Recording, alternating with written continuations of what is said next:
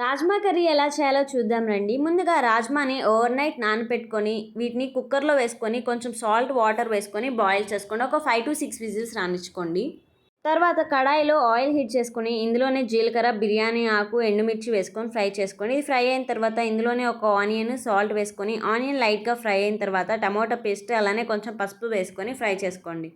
ఇది లైట్‌గా ఫ్రై అయిన తర్వాత ఇందులోనే అల్లం వెల్లుల్లి పేస్ట్ కూడా వేసుకోండి. ఇదంతా పచ్చివాసన పోయి పైన ఆయిల్ తేలేంత వరకు ఫ్రై చేసుకొని, ఇందులోనే కొంచెం ధనియా పౌడర్, అలానే కారం వేసుకొని ఒకసారి మొత్తాన్ని కలుపుకోండి.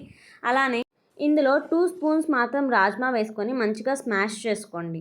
లేకపోతే మీరు మిక్సీ అన్నా పట్టుకొని వేసుకోండి. తర్వాత మిగిలిన రాజ్మా కూడా వేసుకొని మొత్తాన్ని ఒకసారి మంచిగా కలుపుకోండి.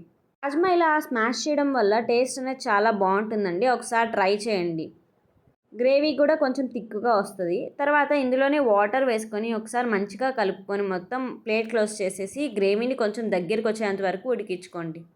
గ్రేవీ దగ్గర పడిన తర్వాత ఇందులోనే కొంచెం గరం మసాలా, కస్తూరి మేతి వేసుకొని ఒకసారి కలుపుకొని కొత్తిమీర వేసుకొని స్టవ్ ఆఫ్ చేసుకోండి.